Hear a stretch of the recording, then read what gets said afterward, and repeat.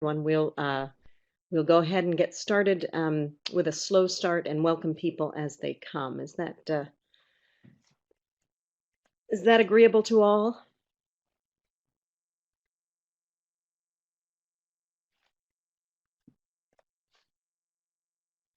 Great.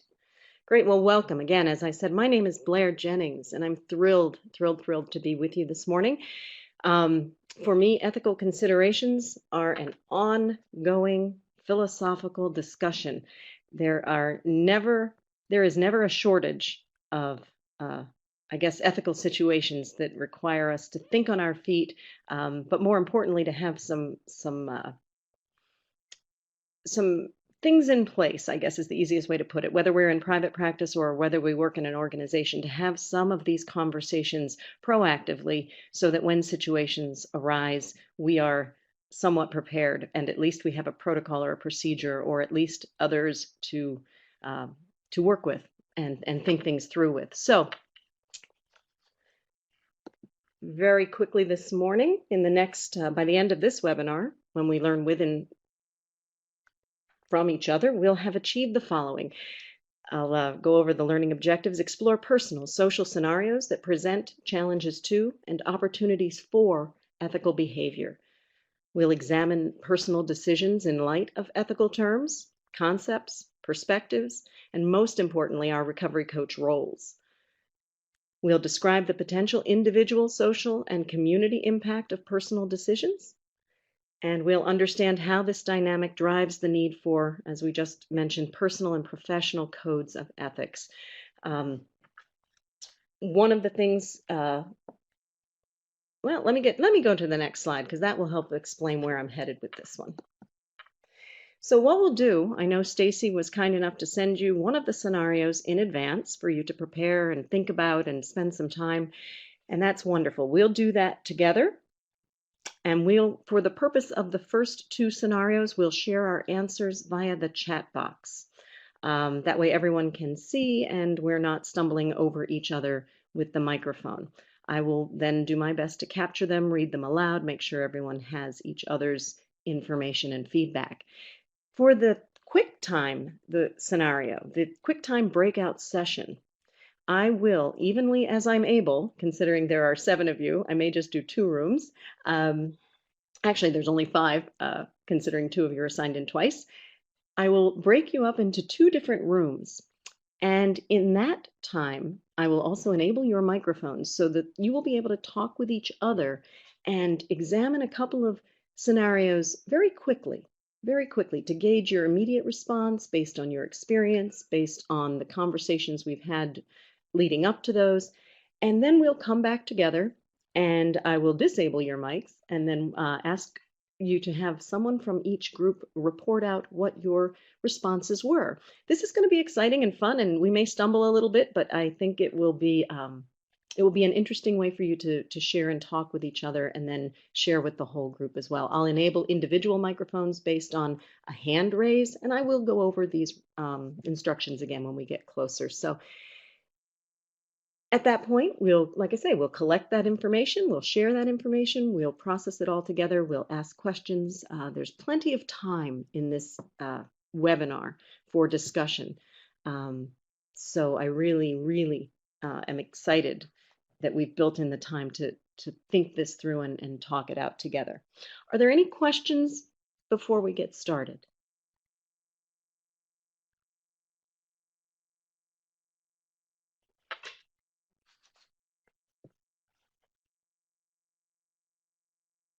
All right. I see a couple of no's. I'll take that as a good sign. So this is the scenario that you were sent prior to our getting together. So I'll read it. I'll read it so that we're all on the same page, literally and figuratively. Bill is a recovery coach in a small town. He is very well respected and serves as a leader in both his recovery organization and community. Bill is known for providing great recovery support for his recoverees. Bill becomes a lay pastor in his church, and along with his new role comes an elevated presence on the church's Facebook page. Bill also begins to attract media coverage of his sermons. some of which are very strident and evangelical in their pronouncements and perspectives. While at work, Bill does not promote any specific ideology or perspective about religion or spirituality. However, this heightened awareness of his outside sermons and positions have caught the attention of some community resources, affiliates of the RCC where Bill works, as well as that of his co-workers and recoverees. So in terms of the very first question, what ethical terms or concepts does this scenario highlight for you? And I'll put them up there. There they are for your reference.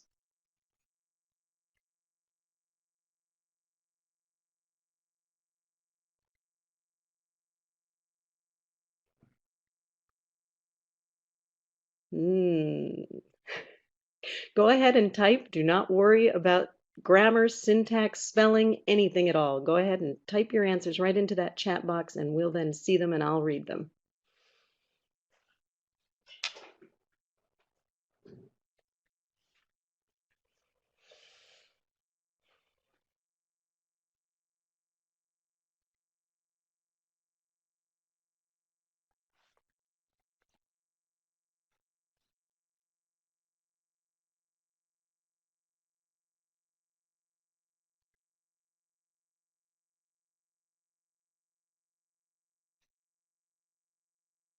Boundary management.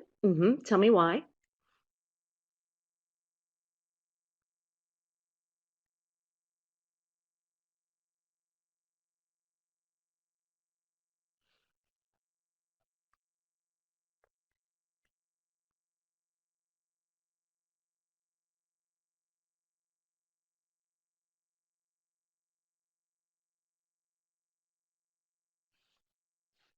There are several people typing, so we're happy to wait. Multi-party vulnerability. Absolutely. Tell me why.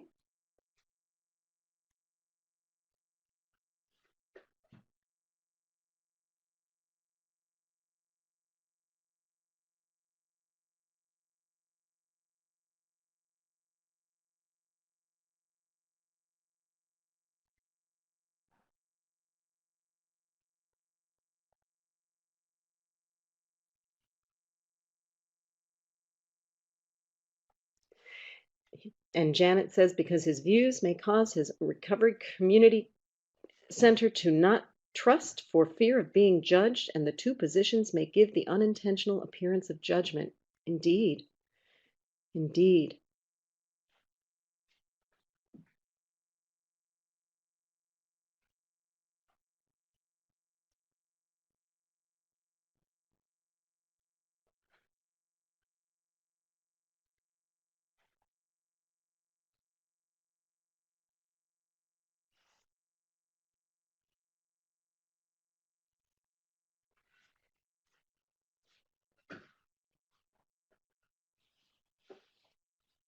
I see multiple attendees typing. I love it.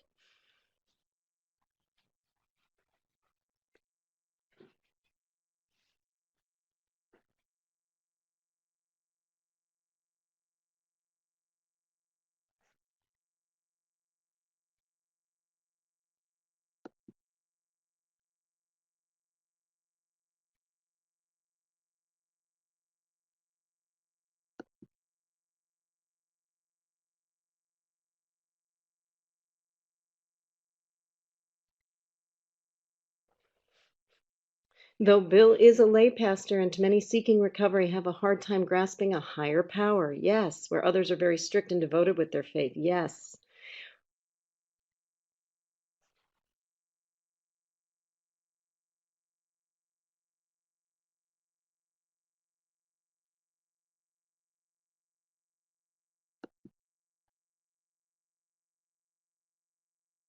His sermons are excessively unpleasant. Yep, if they are, indeed.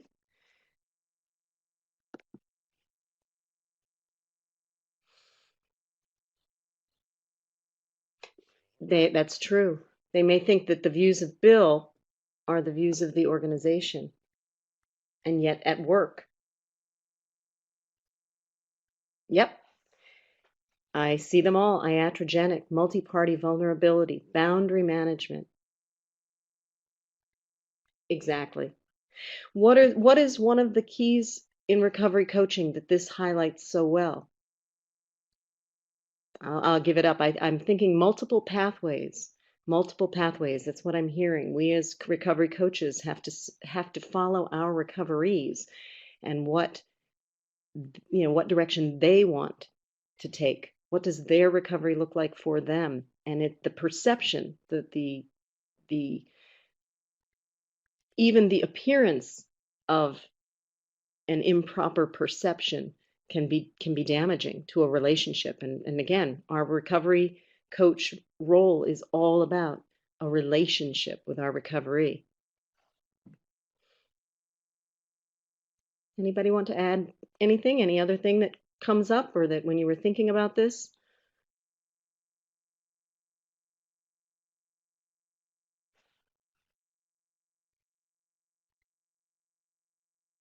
All right.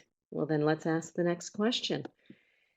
So, what recovery coach roles does this scenario risk compromising? And I'll put them up there for you for your reference.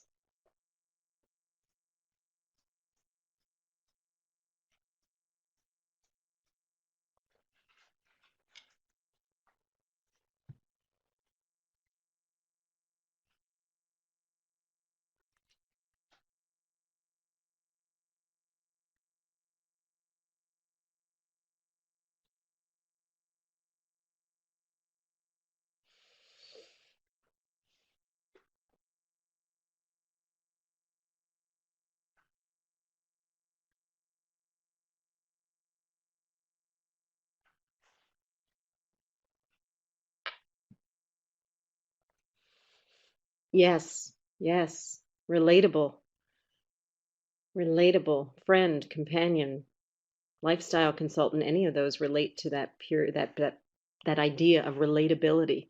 Ally, confidant, motivator, cheerleader, advocate, ally, confidant, problem solver. Yes. Tell me why. Tell me why. All of them. Yes.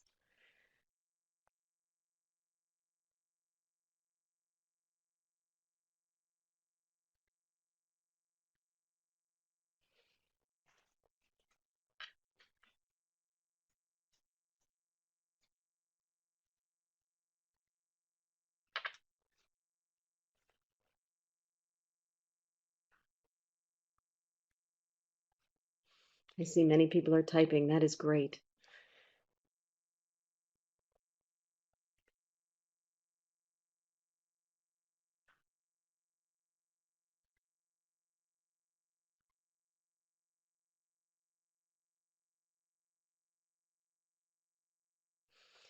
Janet says again, because our role as recovery coaches is to meet the recovery where they are and not give them the impression we know or promote something that is biased. Very well said. Yep. Because of the perception around judgment. Yes, yes. Not really being with the recovery where he or she is based more on his views, Bill's views. That is the danger of that perception. Yes. Now it did say that Bill offers or is known to offer very, very competent recovery coach services to his recoveries. So, yep, the person could feel Bill were making judgments against them based off his life.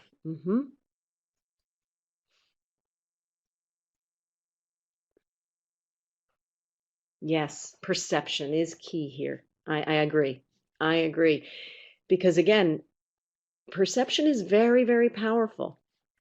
So the action that Bill provides as a recovery coach can get overshadowed by that perception.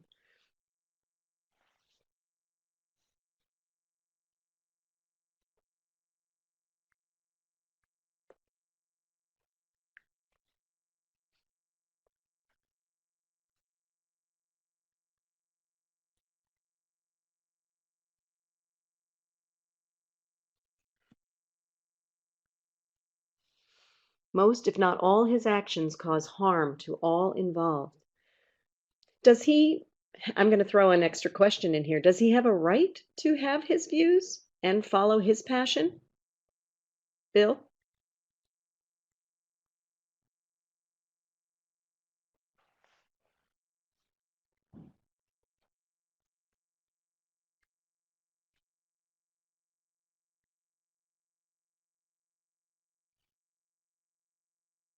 Yes, but he has to manage the publicity and how it is presented. Exactly. Yes, yes, yes, yes, yes.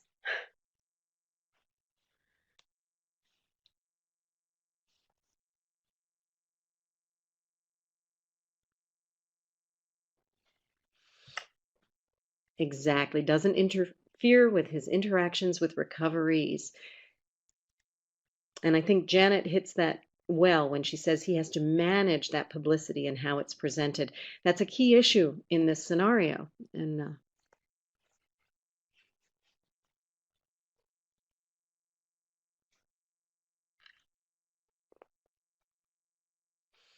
yes, ally, confidant. Those seeking recovery may hear a sermon or have heard that Bill is very devoted to his faith, and those seeking recovery feel ashamed of their past actions and feel intimidated. Yes. Wow. Yeah.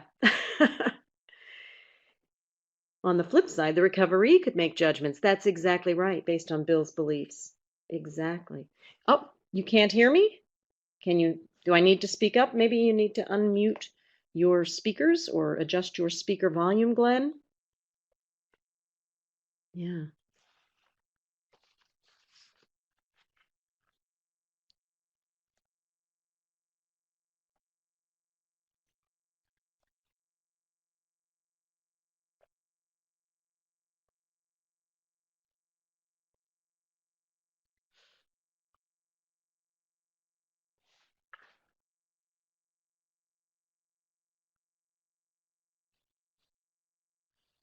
All right. We've got a very active capture going on here, and I see some more people are typing, so I'll give it just another minute. Is anyone else having a problem hearing? Um,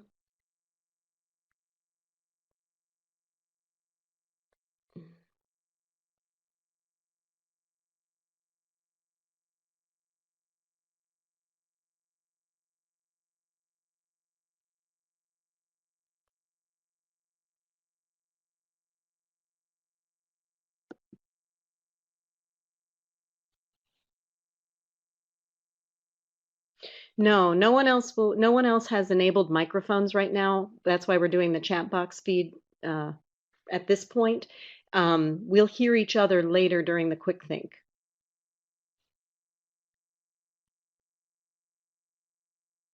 Okay. No worries. All right. Well, Glenn, I hope that technical difficulty clears up. Again, at this point, I think it's great. Please follow the chat box, and again, we'll proceed. So, next question, and I think we touched on this a little bit when we talked about managing that publicity. Describe the impact of Bill's elevated social presence.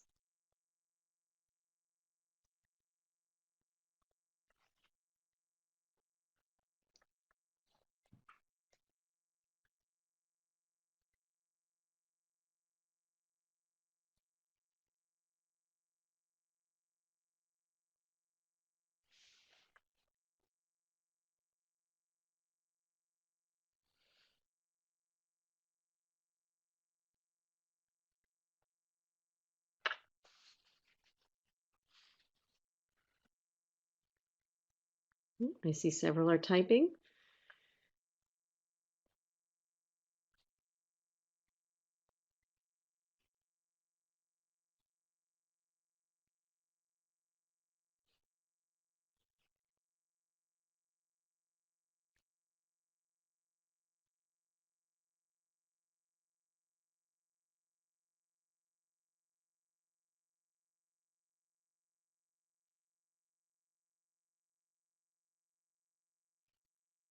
Still typing.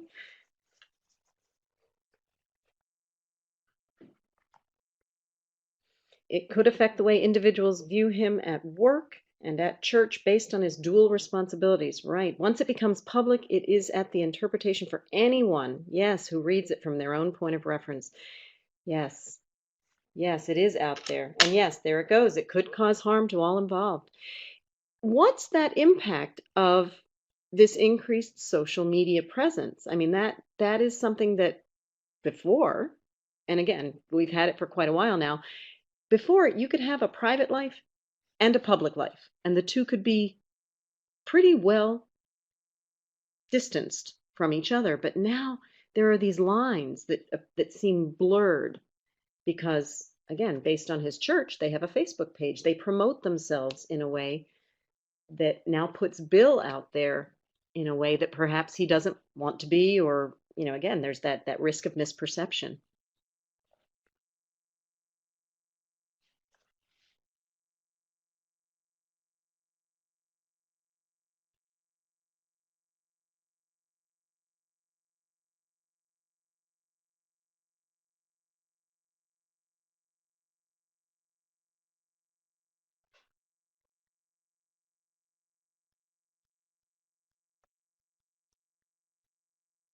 See many people typing. This is a good.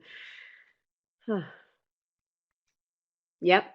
If they comment on his Facebook page, it can influence what people think. Now, as I recall, this was the church's Facebook page. It didn't indicate that Bill was doing anything untoward on his Facebook page.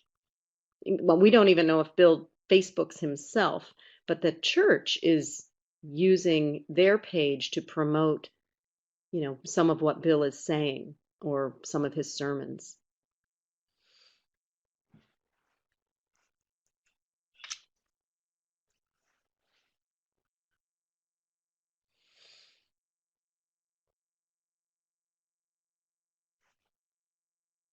Yes, his elevated social presence creates a difficult distinction between the views of Bill and his agency, as they can be seen as promoting the views he presents on his church Facebook page. Indeed, indeed.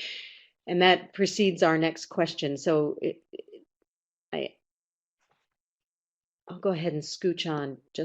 Go ahead, Jamer. I hope I said that correctly.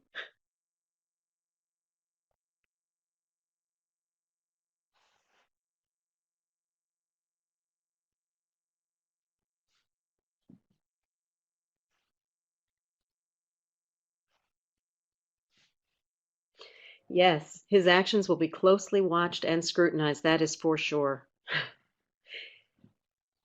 And again, as recovery coaching grows and we become more recognized for the services we're providing, and we become reimbursed in many scenarios, it will be even more critical because we will be under microscopes. Are we performing our jobs professionally, capably, competently?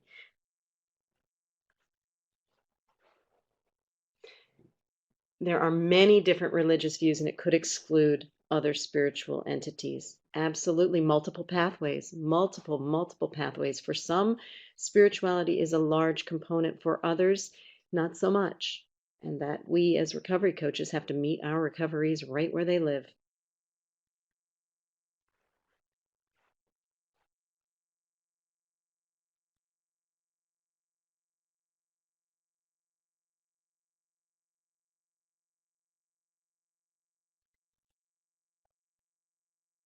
Cross-cultural boundaries, absolutely. Yes. So while a couple people are typing, I'll go ahead and ask the next consideration. What's the perspective? Let's explore it just a little bit from the perspective of a coworker.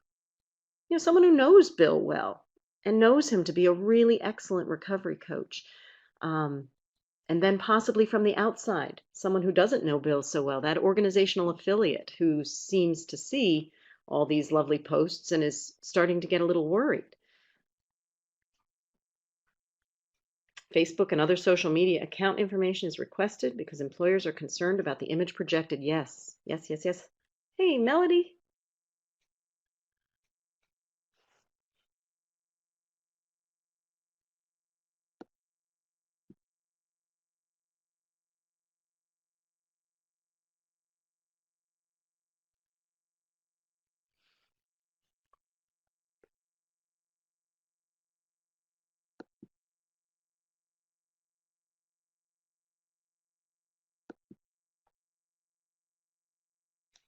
Oh, I never worry about typos, please.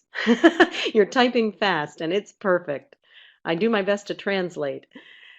Yep, they would wonder about his ability to keep the separation between his own beliefs and practices and his roles as an RC. That's right. This is that situation where it seems the reverse, that words are actually speaking louder than actions. We always hear that actions speak louder than words, and if Bill is providing great service, well, that should be all that matters. But in this case, it does seem to be a reverse of that. And people may think his coworkers are the same. Yes, yes, yes. There's another part of that multi-party vulnerability. It really does affect the perception of his entire organization. Yes, absolutely. Yes. We're a litigious society, so yes, there's always that potential. That's and offense. Absolutely. Yeah, offended. Yes, yes, and that damages the entire organization. At work, I think he will be looked at differently. Individuals can't help but make judgments. If he's able to balance his roles, his coworkers will adjust. One would hope. Yes.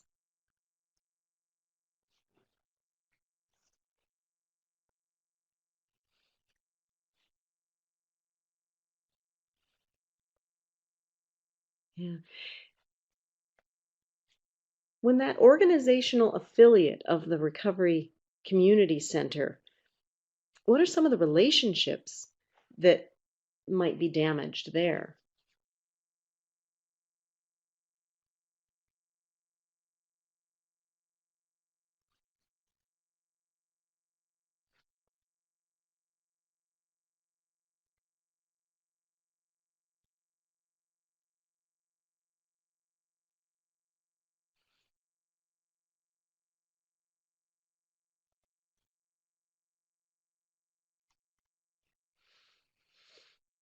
I love seeing everybody typing.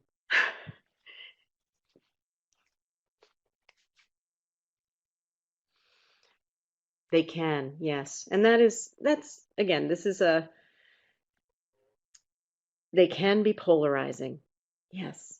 Where things are very personal and people are very passionate about them, there tends to be the opportunity for vulnerability, yes. And from an affiliate, they could see it as Bill's agency taking the stance. Absolutely, friction. It could cause a loss of trust, a loss of faith. It could even cause a loss of funding if the affiliate is somehow financing the efforts or paying for services from the agency or organization that Bill works from or works with, excuse me. So yeah, there could be very big ramifications. And these are all great considerations. Thank you, thank you, thank you.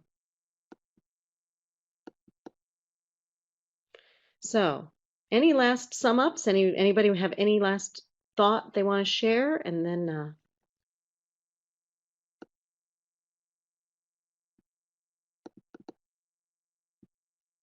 oh, great! It looks like Anne was able to clear up her double sign in.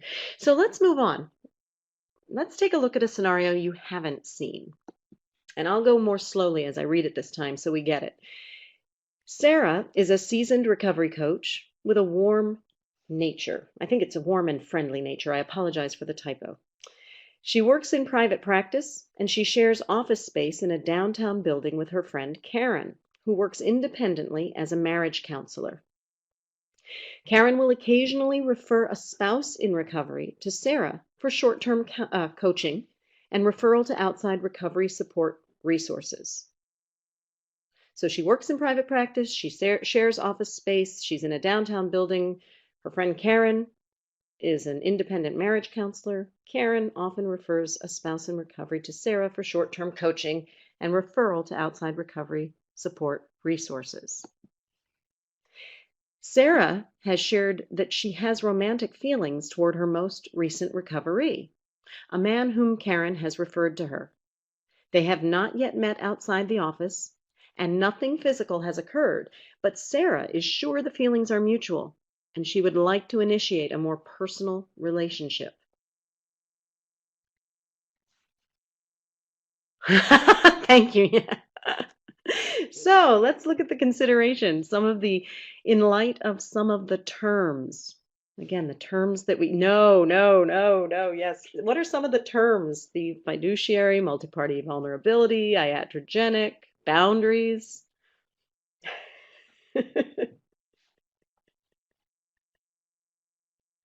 Boundaries, all of the above. Indeed. Who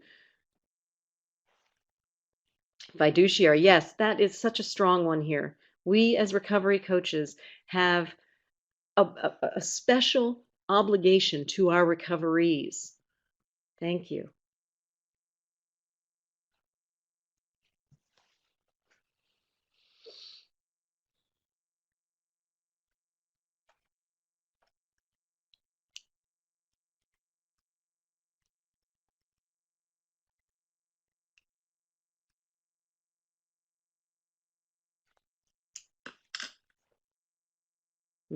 All of them.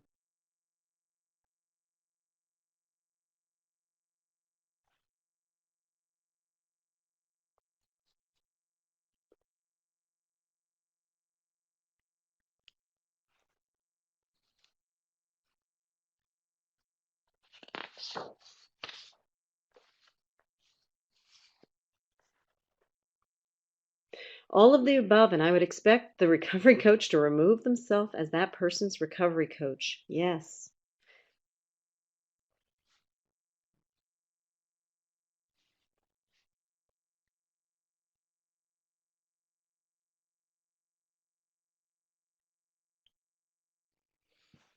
Impact. It could hurt the recovery and the profession. hmm Definitely.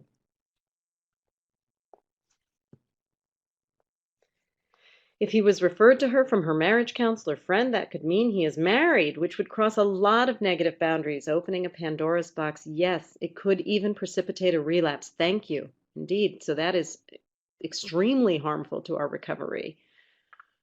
And the person who referred the recovery to care, yes. Thank you. Yes.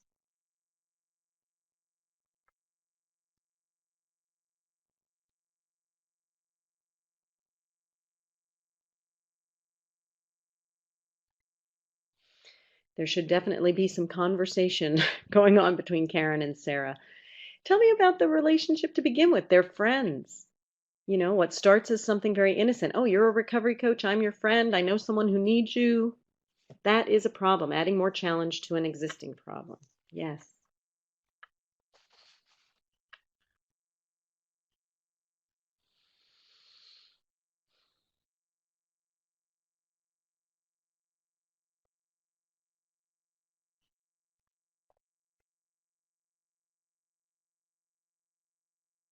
Sarah's the recovery coach. It's okay, though, if you get the names mixed up. You've only seen it once. I can go back to it.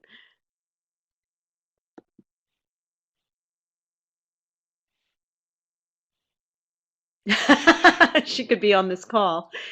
It would be in the best interest that women coach women, men coach men, except when there's an emergency situation. Sarah may be acting out on her own. Yep. We don't know Sarah's background. Yeah.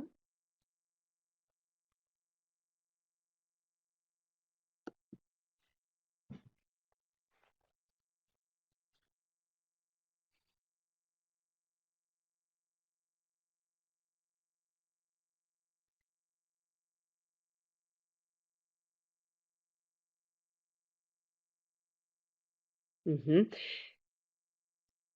Boundaries, boundaries, boundaries. I heard that loud and clear. And fiduciary, indeed.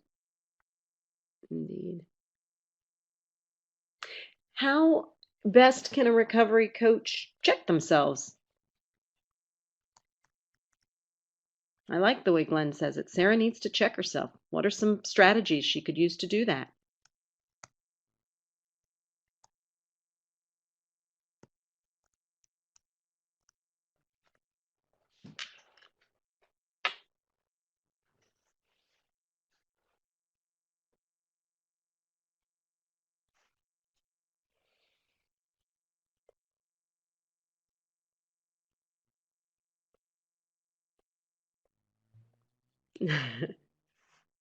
Yes.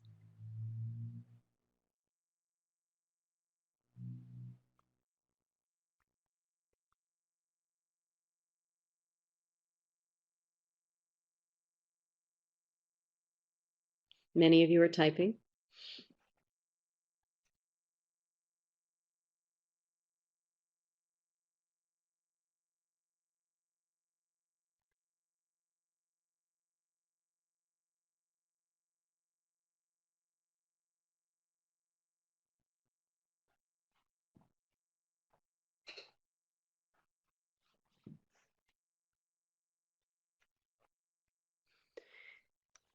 Yes.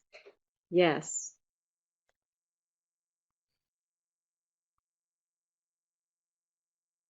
Absolutely. That's that refresher in ethics. Yep.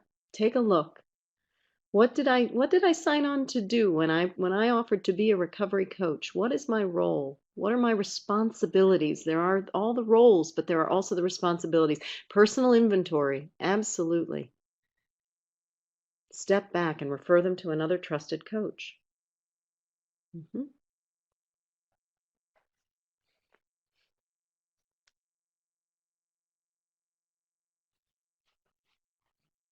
So let's scoot ahead and see what about Karen's perspective? She's the person who referred this gentleman to Sarah. How might she respond? What's her perspective?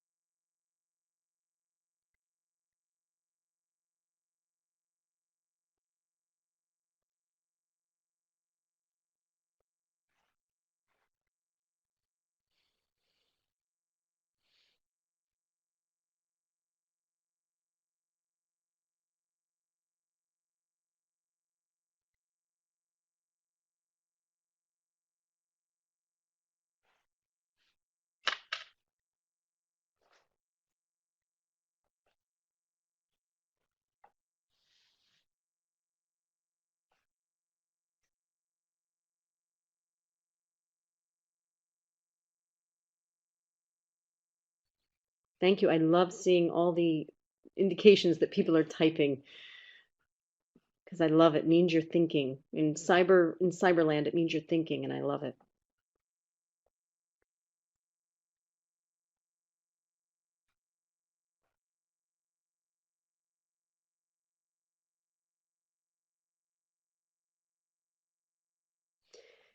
Yep.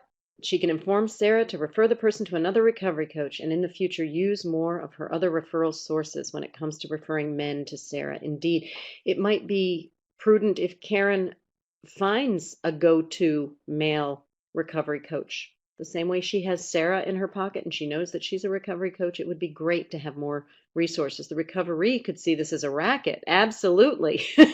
It could look like a setup. You're right. You're right. That's that from the recovery's perspective. How else could the recovery respond too? I mean, you had touched on it earlier when you said he's if he's at a marriage counselor, it's highly probable he's married. So again, from his perspective,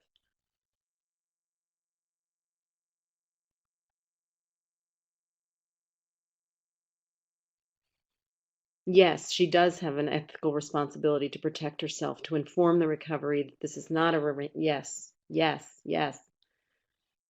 And yes, the recovery could come right back on Karen. Hmm.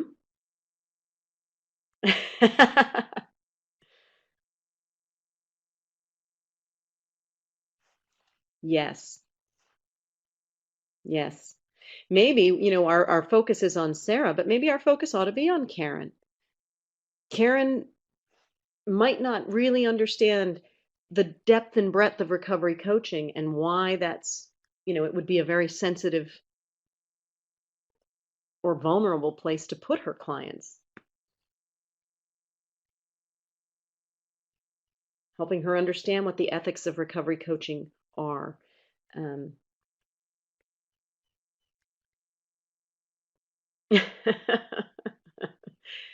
yes, the recovery might find this to be perfectly acceptable because he doesn't know.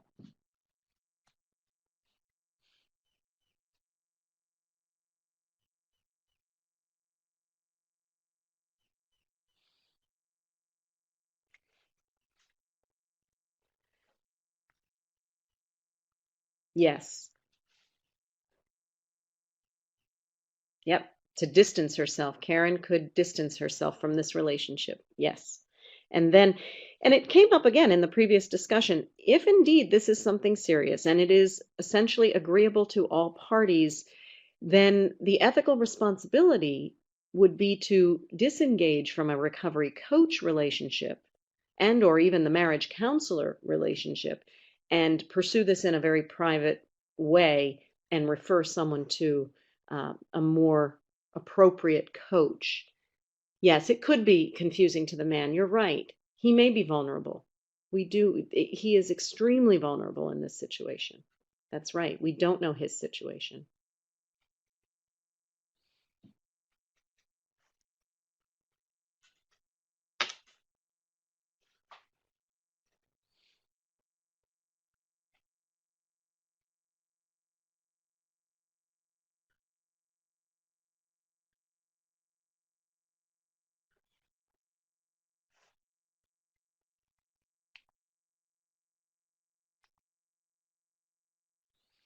I see a couple of people typing.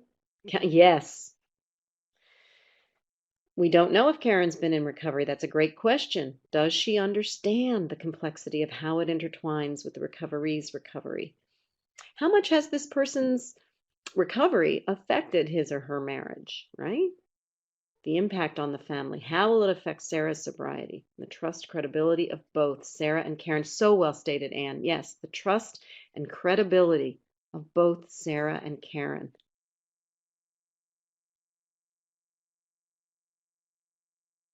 Mm-hmm. Mm-hmm.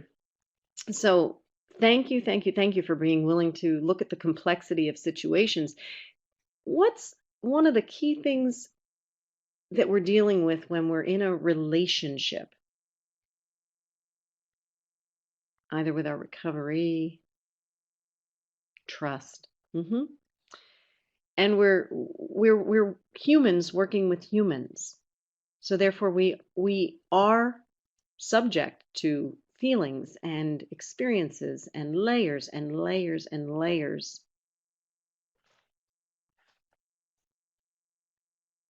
of essentially opportunity, responsibility, vulnerability. So working in a professional role, working as a recovery coach, knowing that that is, putting that professionalism first and foremost will help us navigate all those other layers.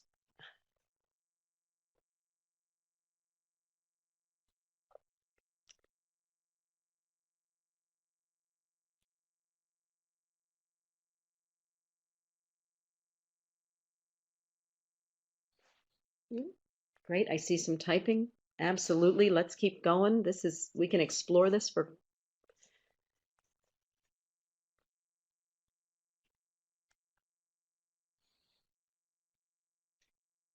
our biases and weaknesses are. So, yes, yes, it affects how we coach and being willing to refer out if we think it will. Yes, going all the way back to the Recovery Coach Academy. Is it the coach with biases we're worried about, or the coach who doesn't know his or her biases that we're worried about? You're absolutely right, Janet. Thank you for bringing that up. If we know where our weaknesses and our vulnerabilities are, that self awareness, that coach's self awareness, we'll be better able to monitor and modulate and act accordingly, act responsibly.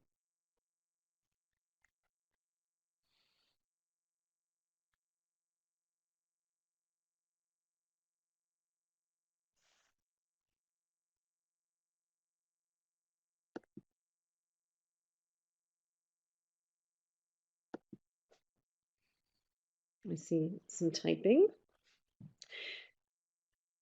Go back to the idea of perception. What does this scenario risk compromising in terms of recovery coaching in general?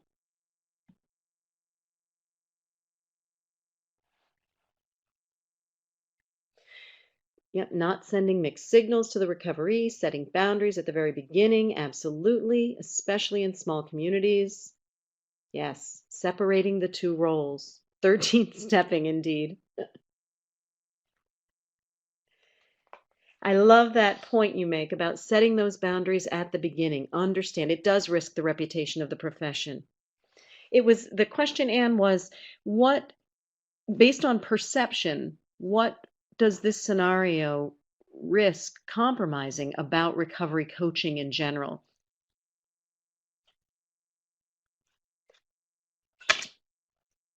Every aspect, yep. The recovery process for the recovery. Mm-hmm. Yeah, it really calls into question, you know, how professional are we behaving? And that's again, this need for continuous professional development. So hats off to all of you on the call for keeping this thinking going. The image of CCAR coaching in general, indeed, we risk a lot of misperception and a lot. Mm-hmm, mm-hmm.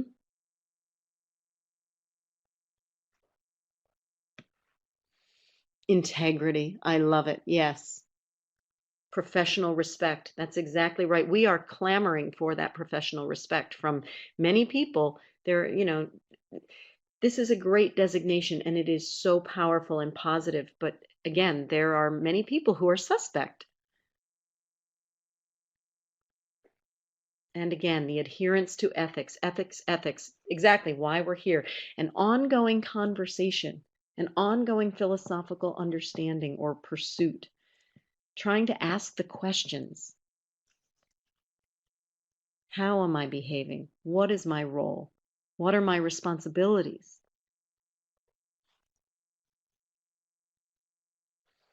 And indeed, having policies established to protect those who are vulnerable. Yep. One of the difficulties in this scenario that's highlighted is they are both in private practice. They don't operate in an organizational setting. Does that mean that they're exempt from having an ethical policy, an ethical statement, a code of ethics? No, exactly. Exactly. It's a personal and professional responsibility. Could they develop a professional network of other people in private practice? Yep. Yes. They could do some group supervision with other people in private practice, helping each other stay on the right page to promote that ethical behavior.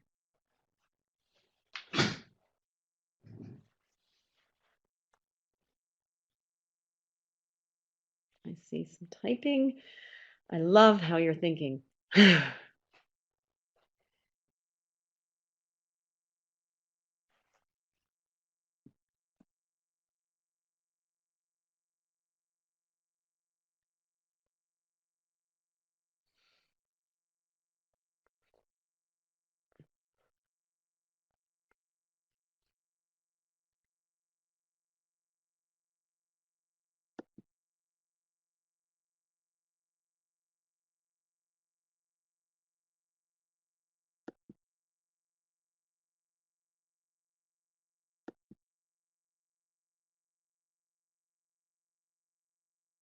Yes.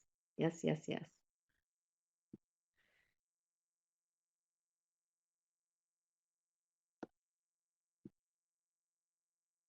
Okay, I see just a little more typing and then are there any other thoughts related to either this scenario or the one before it that you want to make?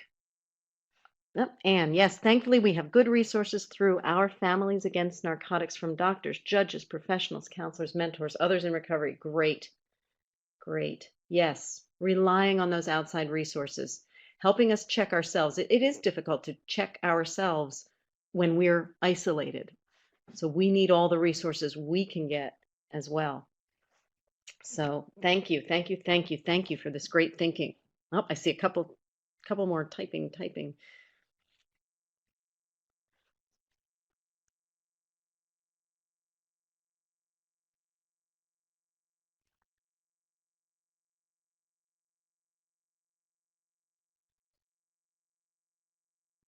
Anything else? Anything anybody wants to add about this?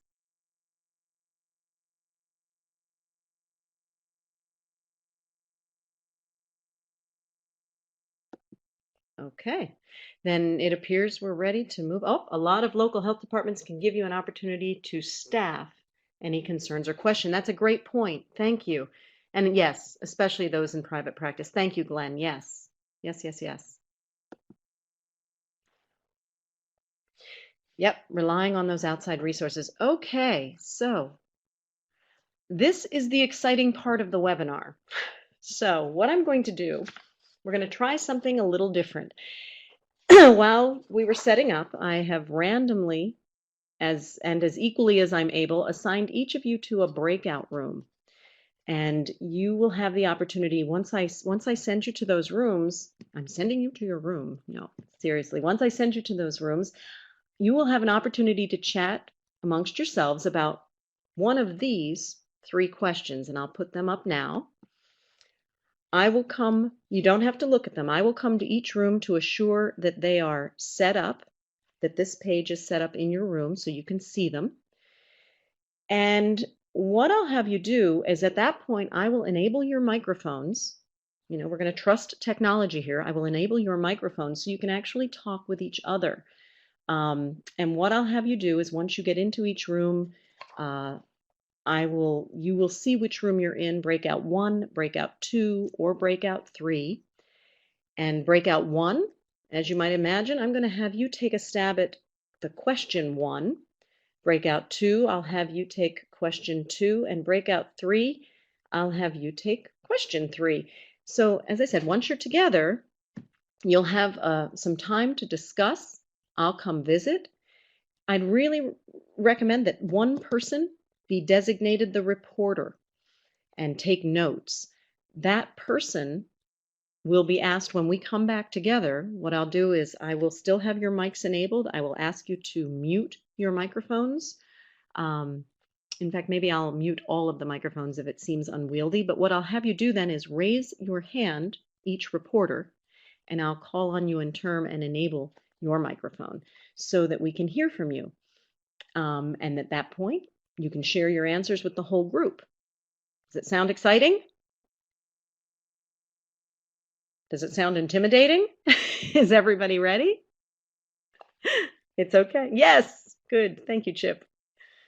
Yes, yes, yes, yes. Good. Good. Good, good, good. Good. Good, good. I'm seeing lots of yeses. Well, then with that, I will do a little magic and start the breakouts.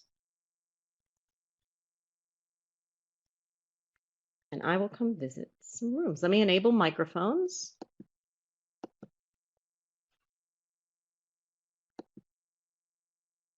You should.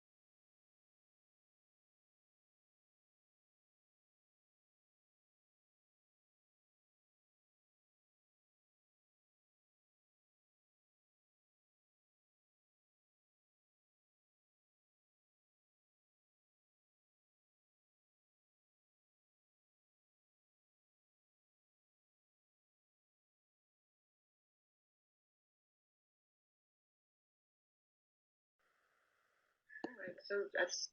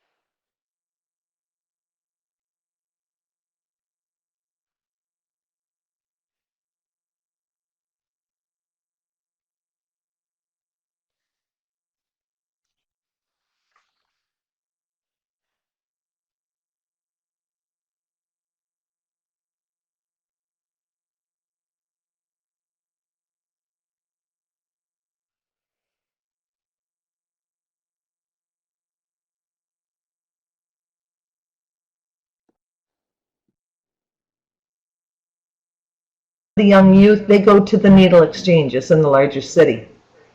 And I did get that, Jamal. all right. All right. All right. Hi, guys. Welcome back. It is so great to hear your voices, but I am going to ask you to mute your microphones, please. Gotcha. Yep. Excellent.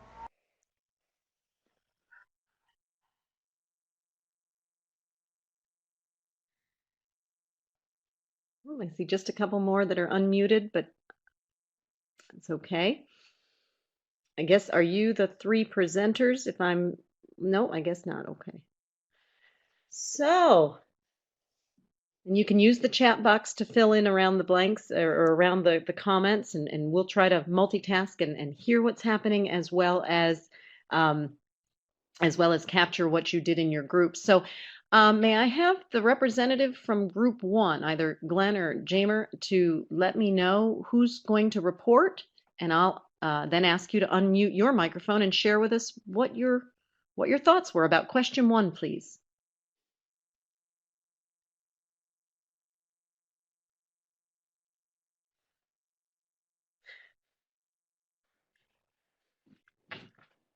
Sorry about that, Melody. That'll be okay. Are you, as long as you're not the reporter for your group, as long as you can hear us, that'll be okay. So group one, either Glenn or Jamer, are you there?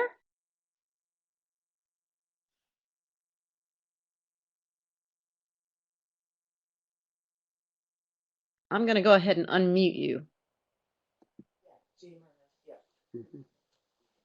Glenn, can you hear me? Yes. Oh, great. Now I can hear you. And go ahead, Jamer. I've unmuted you. Can you hear me? Yes, I can. Oh, excellent. So now I'm not sure which of you is the reporter for your group. If you want to share with us some of your thoughts about question one, please, and then we'll all be able to hear you. Okay. I can do the report. Great. Thanks.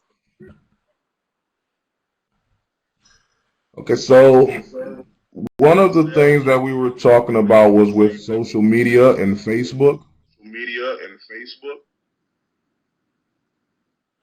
and how it could be utilized to enhance recovery coaching and practices. The major thing I was looking at is using it more along the lines of promoting groups and upcoming events that your agency holds. With the ethical part of it, trying to do like one-on-one recovery coaching on Facebook would be like violation of Privacy Act. It would be a violation of HIPAA. And even with Facebook, you have the option of starting a private group where you can get more of your individuals involved in that group that are just agency.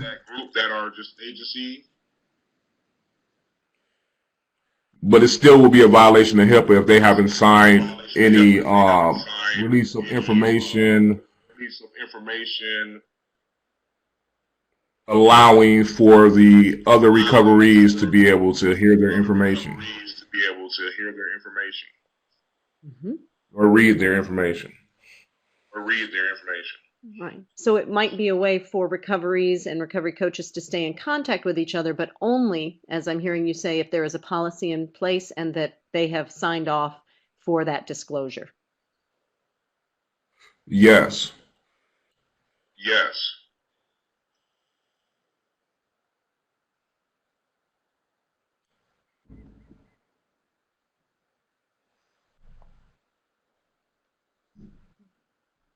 Okay.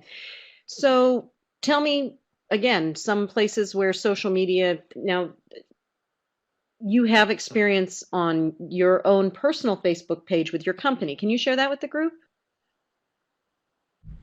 My agency, we do have a Facebook page, and the only thing that we actually put on that Facebook page is like upcoming events, classes that we're holding, job opportunities. But we do not go into it as far as open conversations with members,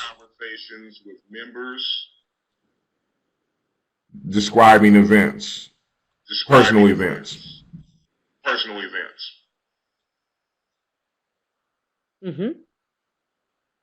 So in that way, it enhances the delivery of recovery support services, but it doesn't challenge some of the ethics around either disclosure of information, personal information, or crosstalk that could be misperceived. Yes, exactly.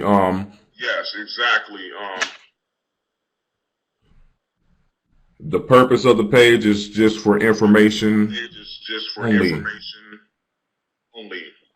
Yes. So does Not anyone only have for any the members, but comments? for anybody that will be looking in. Okay. Now, quick response to, thank you very much for reporting, Jamer. I appreciate that. Anybody have a quick response? Any personal experience from an agency perspective or personal perspective where you've used social media to enhance your coaching or it's caused some problems?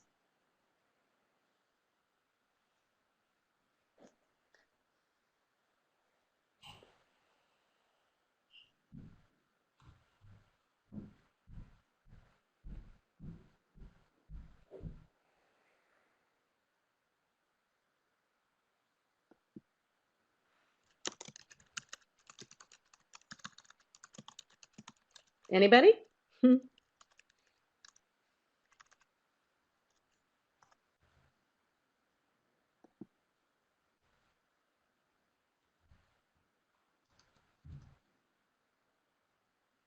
No, I think that'd be fine, Melody. That's what this is about. Absolutely. This is if it's affecting your recovery coach practice or your service delivery.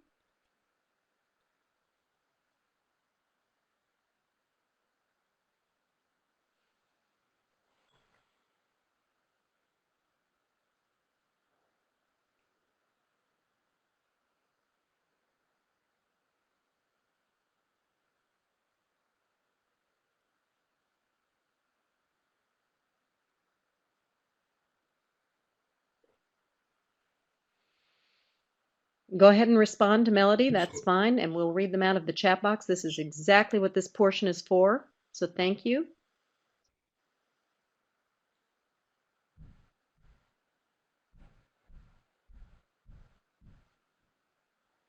I think it's walking a thin line when you're looking at your personal Facebook page. Mm-hmm. Because we all have opinions. We all have, our personal lives. Mm-hmm. Whether they're political, religious, family-based.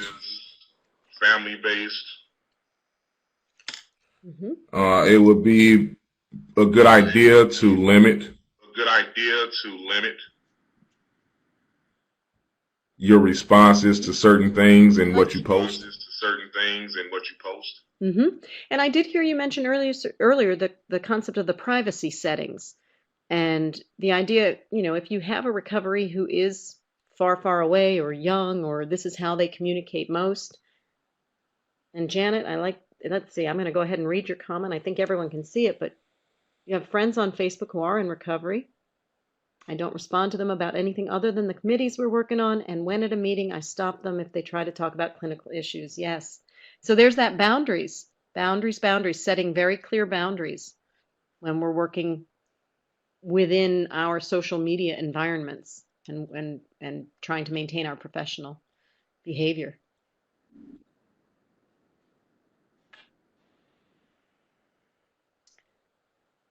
I think you're all going to love. That's a good idea to do that because we talk a lot about how we go about creating.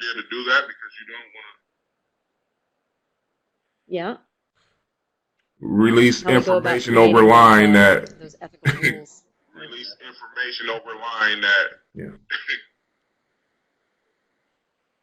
Could be a violation of HIPAA. Exactly. So I see a couple more people typing. We'll try to wrap this question up and then we'll go to group 2, but I want to catch the last couple folks. Our recovery center's growing. And yes, a policy regarding recovery coaches, recoveries, personal Facebook pages. Yes, yes. Well, you bring up a great point. Yep, friends and their children in recovery. Indeed. Indeed, layers and layers. If it's any consolation, I know most of the young people in my world think Facebook is for us old timers now. They all use different platforms. So thank you for your work around question 1. We'll continue to see some, yes, indeed, Snapchat. So we'll proceed to the reporter for group 2, discussing question 2. Can you tell me who that is by raising your hand, and I'll make sure your mic is unmuted, or you can unmute it yourself.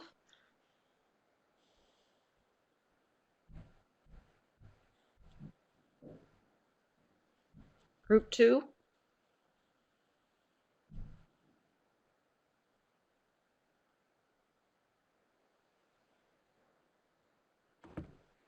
I think group 2 was the group that might have had, let's see, my mic does not work. I understood that, Melody. So who's reporting out of your group? Oh, you don't have a mic at all. Okay, so if you would like to report back through the chat, that's okay. Oh, Anne, yeah.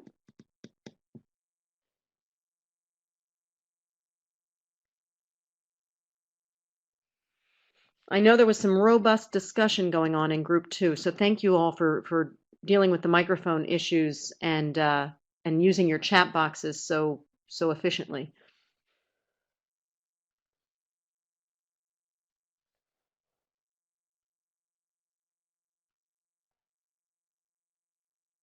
Oh, thanks, Chip.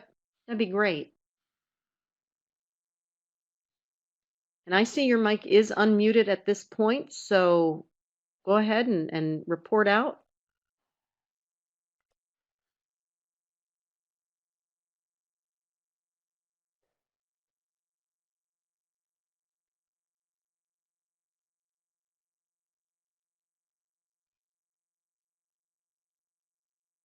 And perhaps there were some significant issues with mics in room 2, so it's okay. Typing is fine. I'll do my best to read and keep up, and this way we can all see it together. Okay, perfect. Thank you, Chip. So what were some of the thoughts you all had around this question?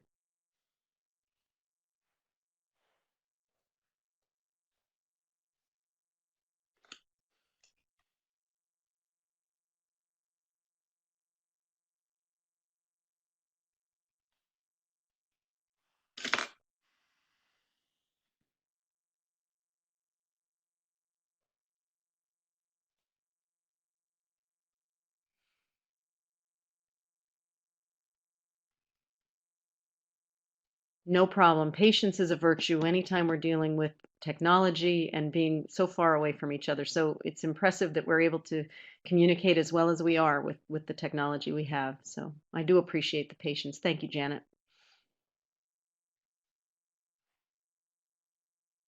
Our own biases, one thing we noticed. Yep.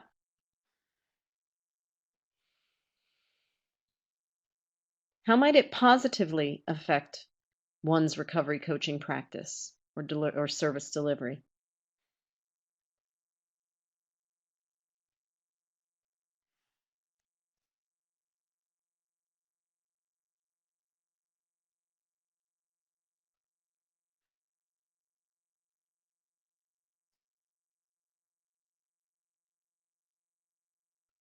And again, how about identifying with our recovery, helping our recovery trust us because we've been there, we know what we may not know it exactly, but we have maybe experienced some of the same either stigma, labels, situations. Knowing the way a person identifies, trying to be sure we do not use slang or negative connotations, absolutely being very aware of ourselves.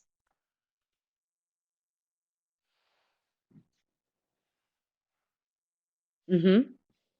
Culturally competent, absolutely. Understanding. And if we're asked to meet our recoverees where they are, understanding, yep, recognize the biases, rise above them. How about being willing to learn from our recoverees, using them as a resource to help us understand?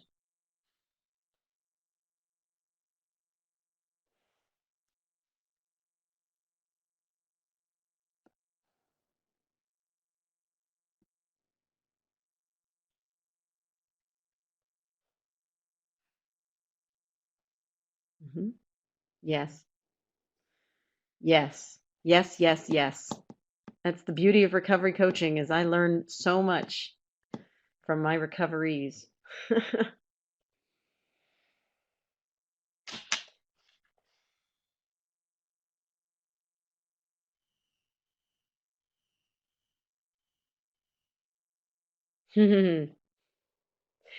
And if there is a negative impact on one's recovery coaching practice or service delivery because perhaps our recovery responds negatively toward us, or we appear or even inadvertently appear to react negatively to them, then again it calls on us to have policies, procedures, people we can refer to, people we can ask questions of. Yep, body language, absolutely. Absolutely. People can learn a lot about us.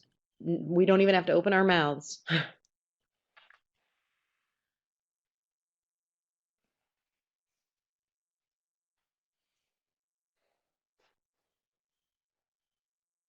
See, yeah. I love the typing. Keep typing. Yes, yes, yes. In recovery coaching, so much is about self-awareness. One of the things we're modeling for our recoveries is that willingness to look inside and know who we are. Who we are. Because again, if we're honest with ourselves, if we understand where our biases are, we can better attempt to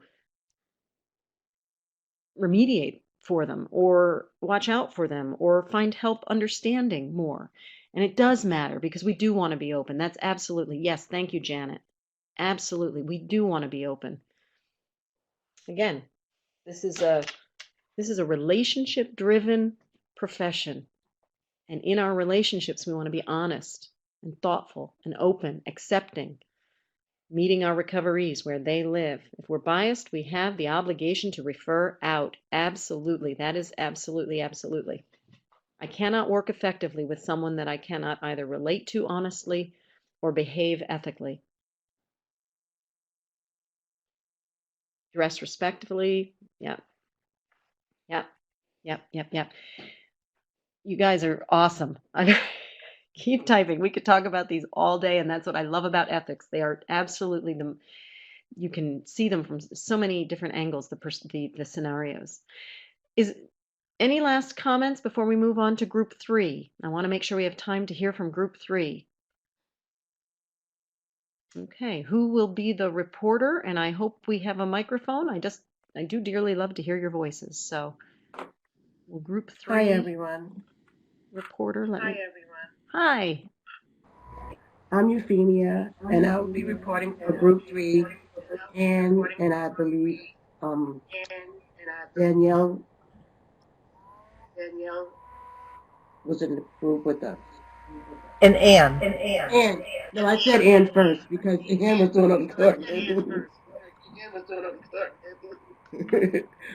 So we had a really robust conversation. And like the groups that preceded us, Facebook, social media is prominent when we think about environments that could create ethical dilemmas for a recovery coach. We also explored newspapers and television, those types of media as well.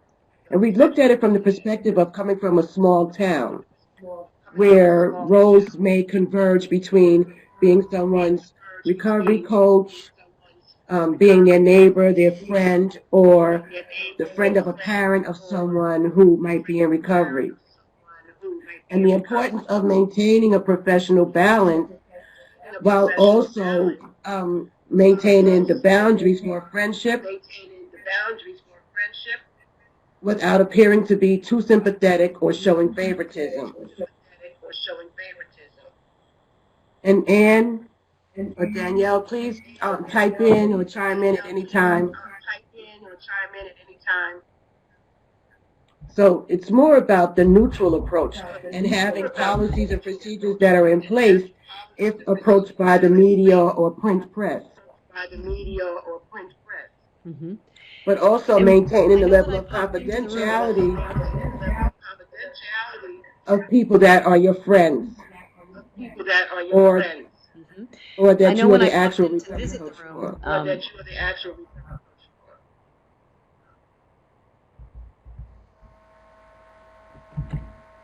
Yep. Thank you. I know when I popped in to visit, we talked a little bit briefly about a situation that had occurred at an actual Recovery Coach Academy and was explored actually in a role play where the coach, the person in the coaching role, and one of the people who was receiving Recovery Coach services from his organization both ran into each other at a pub. And while this was a perfectly legal environment, it was also awkward. And it raised some interesting dilemmas. You had a great response to that. Would you share that? So, sure. So the response was is that while you acknowledge the presence of the person, you do not divulge how you know them or where you know them from.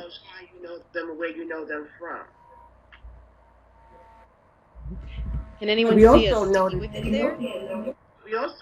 But one last thing is that, while social media is encouraged, we talked about the use of LinkedIn for a more professional venue for recovery coach advertising or sharing of information, because Facebook and other social media is too public.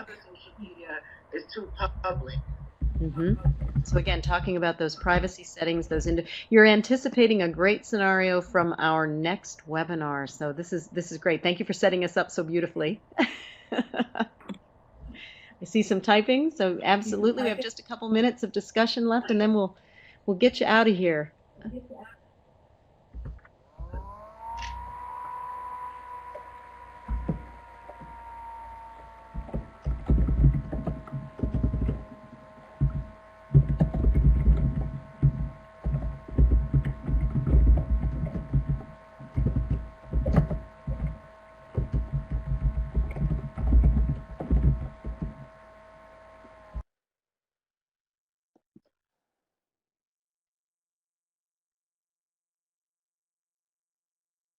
You see Anne's typing? There she goes. The board with Families Against Narcotics. Yes. 3 different avenues to keep separate, to not cross lines legally, ethically, or lose the community trust. Absolutely. When we're in small communities and we're working in our advocacy roles, when we're doing our work, a lot of times we're represented in our town's media.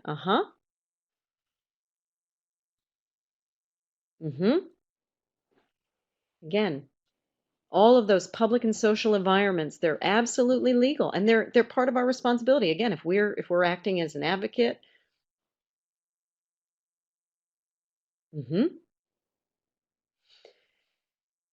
Relationships. That's what I hear you talking about, Janet. That's absolutely. The more we know about each other, the more we understand about recovery.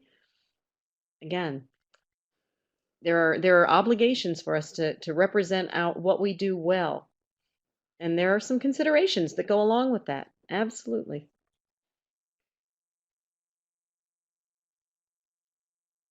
I love that point that, again, when you're presented as closely aligned with law enforcement, it can have a positive and a negative impact on people. Indeed, there could be a stigma, especially if people have had negative experiences with law enforcement as it relates to usage or living.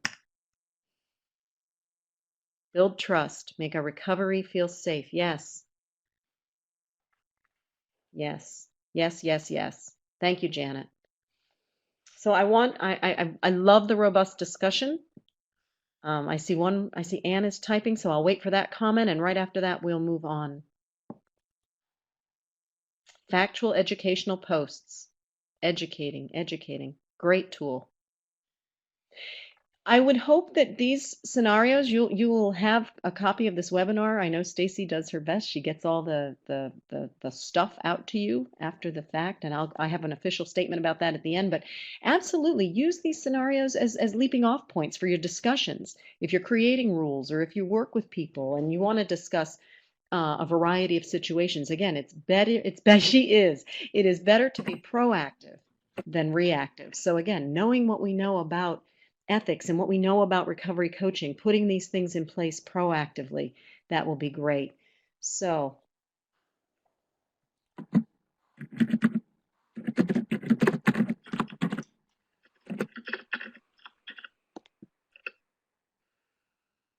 all right.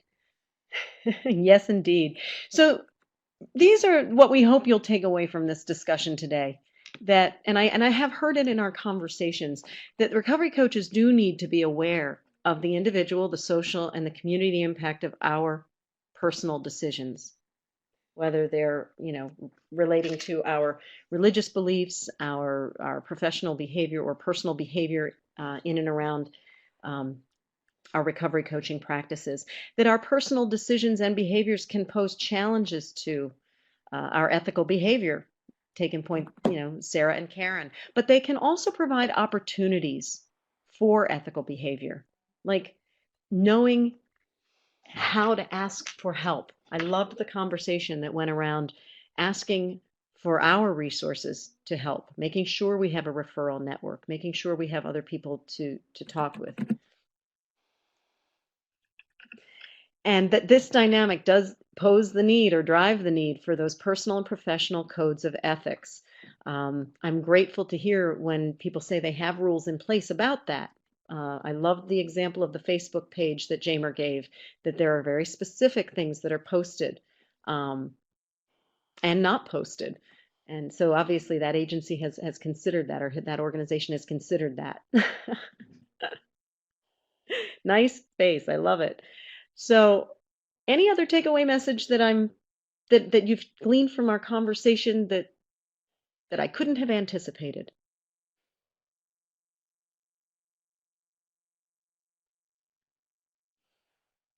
All right. Well, Melody's typing, so I'll wait for that. I'm often accused of moving quickly, so, oh, good.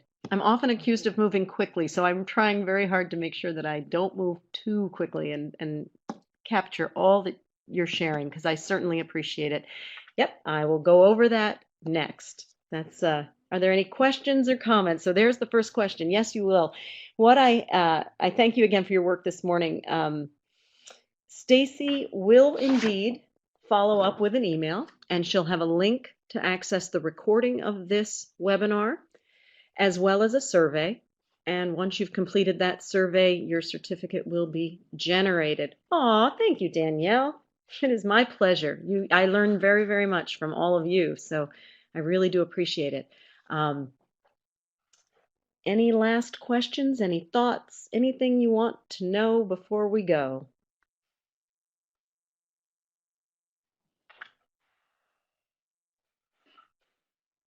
Ah, no, thank you. And hopefully by the next time we'll have all sorted out our systems. And so, yes, keeping it ethical. Thank you, Chip. Thank you, Anne. Thank you, Janet. Yes, good. I'm glad it was easy.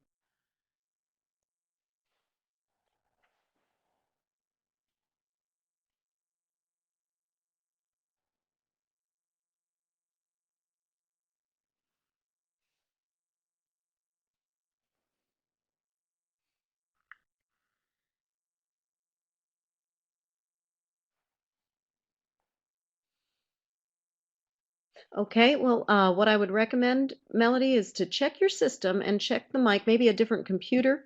Oh, indeed, making new friends, but try maybe a different computer or a different mic, because again, it should work through once you designate which mic you're using, whether it's the default in your computer or an external mic. It should work. So I apologize that there were some situations. No problem, Melody. It's great to see your name if I couldn't hear your voice. And yes, I do love getting to know you all. I feel like I can't wait to talk to you next week.